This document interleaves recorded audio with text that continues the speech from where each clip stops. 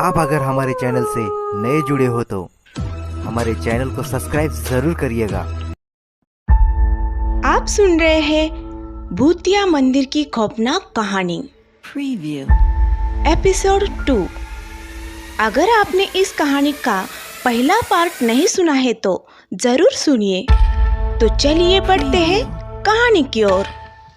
इस घटना के 10 दिन पहले नितिन, विनय, शुभम और विशाल चारों बहुत खुश थे। वे सब उत्तराखंड में घूमने जा रहे थे। उन सब का ग्रेजुएशन पूरा हुआ था और फिर इस ट्रिप का प्लान किया गया। शुभम ने कहा, भाई मैंने तो गर्म कपड़े ले लिए हैं, वहाँ बहुत ठंडी पड़ती है। विनय ने कहा, भाई हमें भी पता है। विशाल ने कहा, यार वहाँ किसी नैनीताली को मैं दिल न दे बैठूं। तीनों हंस पड़े और बोले, तू तो है ही दिल फेंका आशिक, तुझे कोई न कोई मिल ही जाएगी।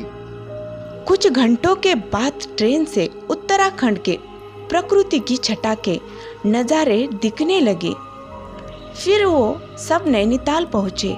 रात हो चुकी थी तो जल्दी से एक होटल में रुक गए। अगले दिन भरपूर नैनीताल का मज़ा लिया चारों ने। वहाँ तो जितना घूमो उतना ही कम था। नितिन पहाड़ों के फोटो खींचना चाहता था और कई प्राकृतिक चीजों की भी, तो वहाँ चारों पहाड़ों पर चल दिए। पर उन्होंने कोई गाइड नहीं ली। अक्सर लोग पहाड़ों पर घूमने के लिए एक गाइड का सहारा लेते हैं। पहाड़ पर घूमते हुए वह एक छोटे से गांव के ऊपर थे जिसमें 10-12 घर थे। वहाँ पहाड़ों से गांव बहुत ही शानदार लग रहा था। शाम हो चली थी पर वह बेफिक्र होकर अभी भी घूम रहे थे। पास ही एक छोटा पेड़ों का जंगल था। वह चारों उस ओर बढ़ चले। बाहर से जितना कम जंगल दिख रहा था, अंदर कुछ ज्यादा ही घना था। फिर उन्हें एक काला व बहुत ही पुराना एक घर दिखा, पर पास जाकर ठीक से देखा तो वह एक मंदिर था, पर बहुत ही पुराना। उस पर कुछ अच्छी कलाकृति बनी हुई थी, पर अंदर तक एकदम गंदा व झाड़ियों से घिरा हुआ था, मानो 100 साल पहले इसे खोला गया था। शाम अब रात में बदलने वाली थी और अंधेरे ने अपना कदम बढ़ाना शुरू कर दिया था। विनय ने कहा, भाई लौट चलो, रात होने वाली है।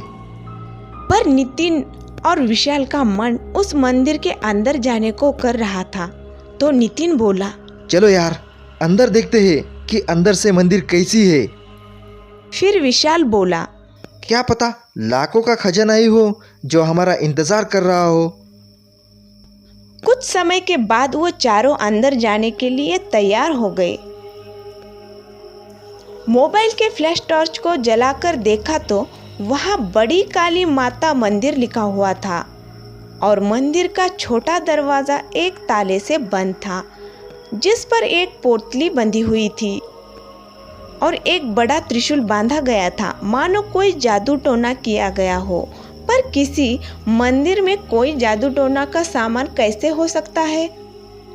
विनय बोल उठा, यार ताला भी लगा है, अब क्या इसे तोड़ोगे?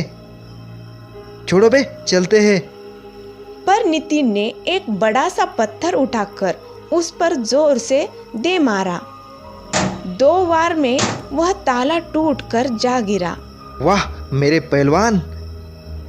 शुभम ने उसकी पीठ ठोकते हुए बोला, त्रिशूल खोलकर वही रखकर धक्का देकर दरवाजे को खोला। जैसे ही मंदिर का दरवाजा खुला, एक चीख की आवाज व एक हवा उन चारों को छूती हुई निकल गई। यह चीख सुनकर उन्हें डर तो लगा, पर नितिन बोला, अरे यार कोई छोटा जानवर जंगल में चिल्ला रहा होगा, डरपोक कहीं के।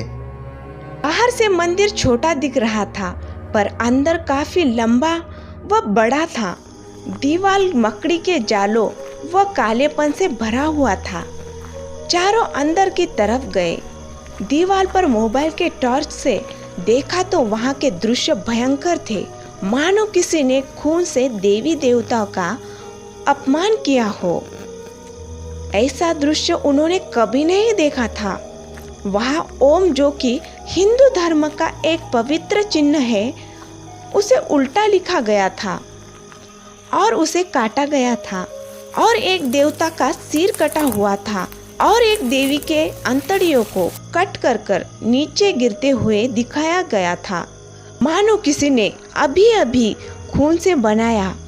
वह इतनी अच्छी तरह से बनाया था कि एक बार देखकर ही समझ में आ सकता था कि वह देवी देवता का अपमान किया गया था। विशाल बोल पड़ा। साला किस कुत्ते ने बनाया होगा? नितिन भी चिंता भरे स्वर में बोल पड़ा। पता नहीं, कोई पागल होगा साला। फिर वह मंदिर के गर्भगृह में पहुंचे। वहां का तो दृश्य और भी भयानक था। वहां चारों तरफ कई हड्डियां रखी हुई थी और मूर्ति के स्थान पर एक शरीर के हड्डियों का ढांचा लटकाया गया था और उसकी पूजा की गई थी। और वही पास में एक काले साये को देवता को खाते हुए बनाया गया था। ये सब देखकर लग रहा था कि यह कोई मंदिर नहीं, मानो बुरी शैतानों का घर हो। पर बाहर तो बड़ी काली माता मंदिर लिखा था, पर अंदर ऐसा क्यों?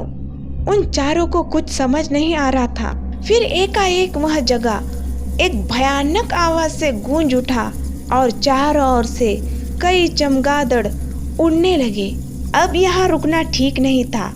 वह बाहर निकलने लगे। विनय, विशाल और शुभम तो बाहर की तरफ जाने लगे, पर नितिन वही खड़े होठों पर मुस्कान लिए एकटक उस पूजा किए गए हड्डियों के ढांचे को देखे जा रहा था। तीनों ने उसे बुलाया, पर वह मानो कुछ सुन ही नहीं रहा था। शुभम चिल्लाया, नितिन चल यार, तुझे अभी भी यह सब मजाक लग रहा है? पर वह टस से मस नहीं हुआ, केवल उसे घुरे जा रहा था। विनय ने उसका हाथ पकड़कर उसे खींचा। नितिन ने गुस्से से विनय को देखा और आंख लाल करते हुए उसे एक धक्का दिया और फिर उसे घूरने लगा। धक्के से विनय नीचे जा गिरा। उठकर गुस्से में बोला, ठीक है, तू मर यहाँ पर। इतना कहा ही था कि नितिन वही बेहोश होकर गिर पड़ा। यह देख वह तीनों घबरा गए। उसके मुंह पर पानी की छींटे मारे, फिर भी वह नहीं उठा। उसे तीनों उठाकर बाहर आने लगे। तभी उन्हें ऐसा लगा मानो कोई उनके पीछे खड़ा होकर गुस्से में गुर्रा रहा हो, पर अंधेरे में कुछ नहीं दिखा। मोबाइल के टॉर्च से देखा तो पीछे कोई नहीं था। एकाएक किसी ने विशाल को पैरों से पकड़कर खींचकर मुंह के बल गिरा दिया।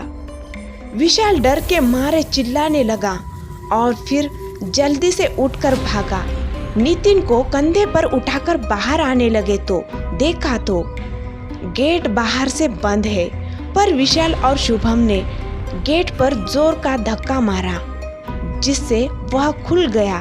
फिर चारों तरफ बहुत तेज हवा चलने लगी और मानो उन्हें मंदिर के अंदर की तरफ खींच रही हो।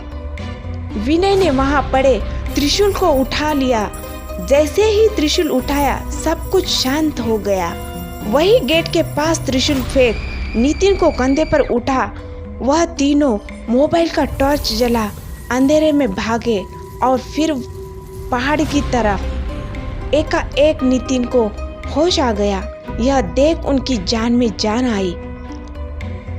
होश में आते ही नितिन भारी आवाज में बोला, अरे हम वहां से क्यों चले आए?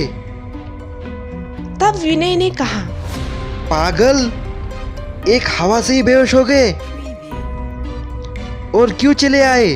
अगर हमारी कहानी अच्छी लगी हो तो हमारे यस के हॉरर स्टोरी को सब्सक्राइब जरूर कीजिए और इसका अगला भाग सुनने के लिए हमें कमेंट जरूर कीजिए।